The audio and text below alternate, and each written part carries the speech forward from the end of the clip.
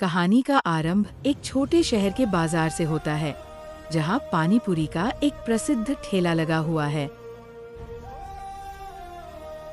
आइए आइए, गर्मागर्म पानी पूरी का मजा लीजिए, एकदम ताजा और स्वादिष्ट।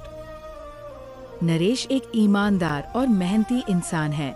वो ग्राहकों के साथ अच्छा व्यवहार करता है और हमेशा साफ सफाई का ध्यान रखता है। भाई, 5 प्लेट पानी पूरी बना दो।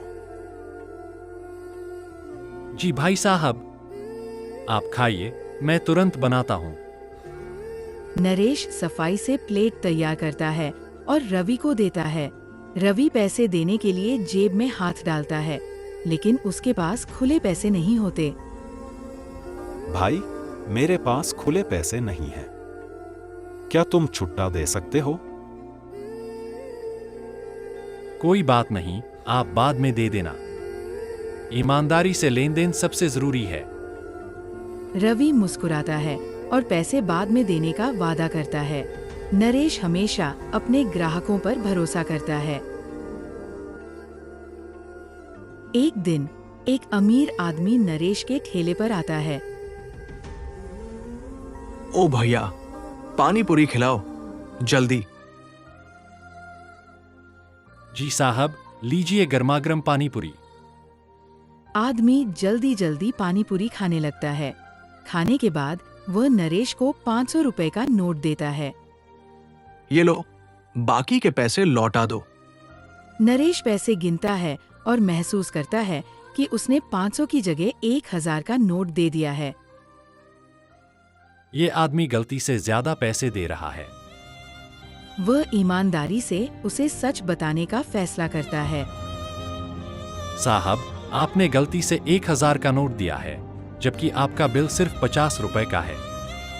ये लीजिए आपके 950 रुपए। अमीर आदमी आश्चर्यचकित होकर नरेश को देखता है। वाह, तुम कितने ईमानदार हो।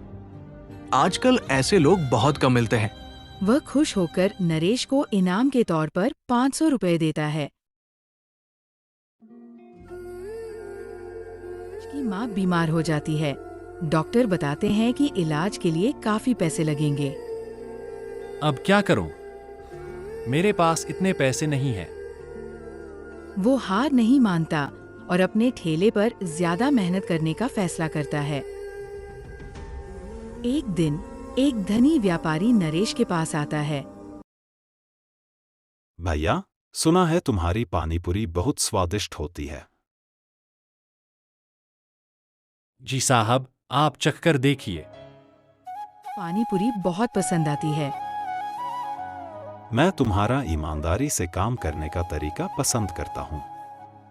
मैं तुम्हारी मदद करना चाहता। व्यापारी नरेश की माँ के इलाज के लिए पैसे देता है।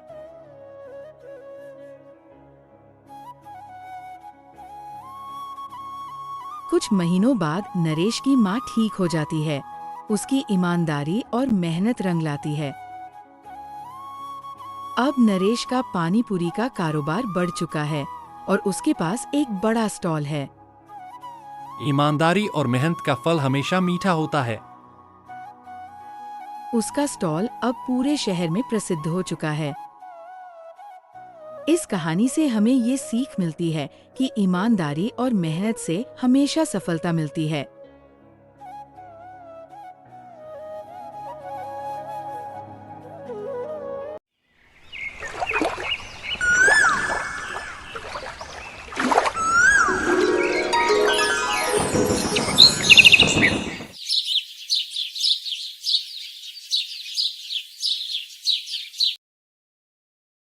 यह कहानी एक गरीब लड़की नेहा की है, जो मोमोज और पानी पूरी बेचकर अपने परिवार का पालन पोषण करती है।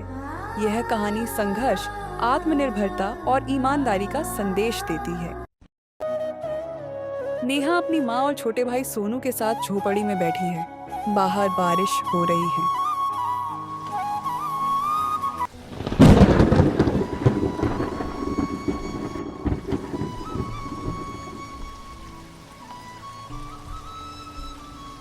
नेहा, अब हमारे पास बस 2 दिन का राशन बचा है।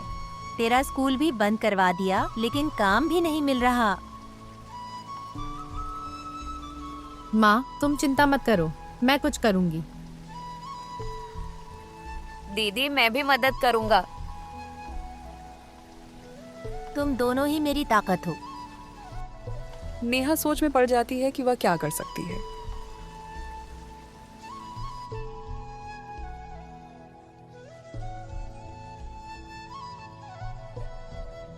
नेहा और सोनू बाजार में घूम रहे हैं। एक तरफ पानी पूरी की दुकान है, दूसरी ओर मोमोज की स्टॉल।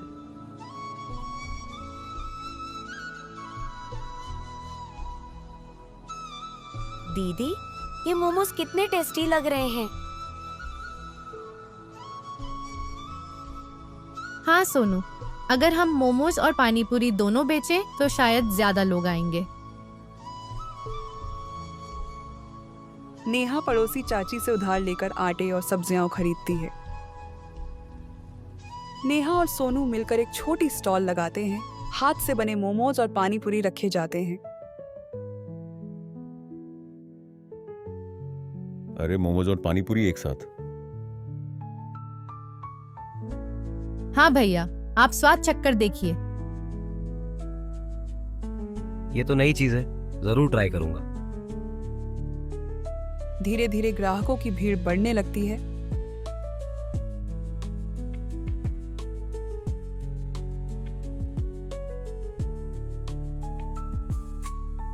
एक गुंडा राकेश, जो इलाके का बाहुबली है, आता है।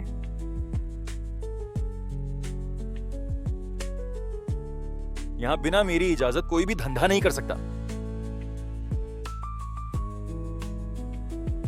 लेकिन भैया, हम सिर्फ अपनी रोजी रोटी कमा रहे हैं। हर दिन मुझे हफ्ता देना होगा, नहीं तो दुकान बंद कर दूंगा।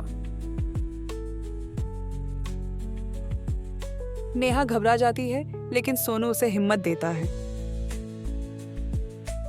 नेहा हिम्मत नहीं हारती और पास के पुलिस थाने में शिकायत दर्ज करवाती है। पुलिस आकर राकेश को पकड़ लेती है। नेहा, तुमने बहादुरी से सही कदम उठाया। हम तुम्हारी स्टॉल की सुरक्षा करेंगे। नेहा और सोनू अब एक बड़ी दुकान खोल चुके हैं, जहां मोमोज पानी पूरी वाली नाम की नई स्टॉल चल रही है।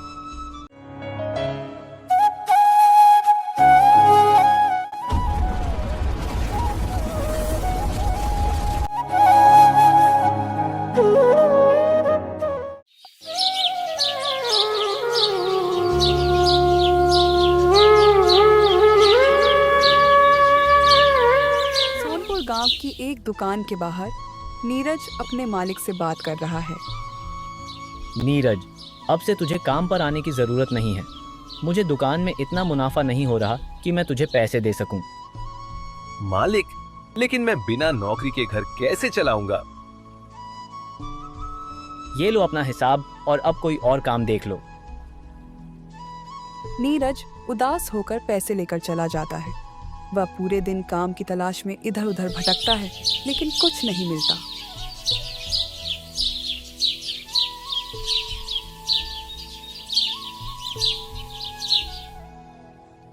नीरज को भूख लगी थी, वह बिरयानी खाने बैठ जाता है। बिरयानी खाते ही उसका मूड बदल जाता है। वाह रजनी, तुम्हारे हाथ की अंडा बिरयानी में कमाल का जादू है। ये तो दुनिया के बड़े बड़े होटलों के शेफ को भी हरा देगी। सच कह रहे हैं? हम, ये स्वाद तो गजब है। तो क्यों ना हम अपना छोटा सा ढाबा खोलकर अंडा बिरयानी बेचें? विचार तो अच्छा है, लेकिन ढाबा खोलेंगे कहाँ? मंगतराम जी से बात कीजिए, उनका ढाबा खाली पड़ा है।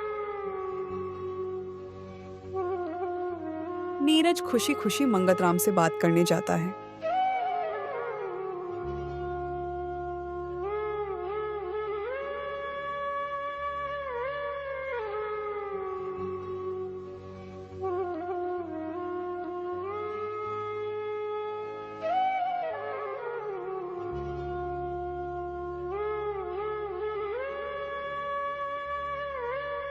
मालिक, क्या हम आपका ढाबा किराए पर ले सकते हैं? हाँ, लेकिन किराया 15,000 महीना देना होगा।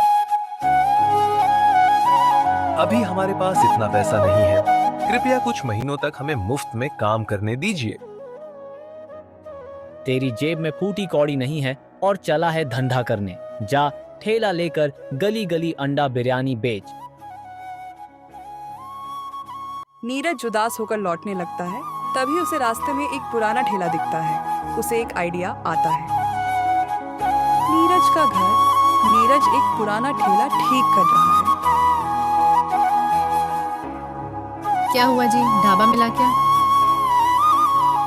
नहीं, लेकिन यह देखो, हमारा चलता फिरता ढाबा। नीरज ठेले को ठीक कर उसे रंग देता है। अगली सुबह रजनी बिरयानी बनाकर तैयार करती है। सड़क किनारे जहां नीरज और रजनी ठेला लगाते हैं।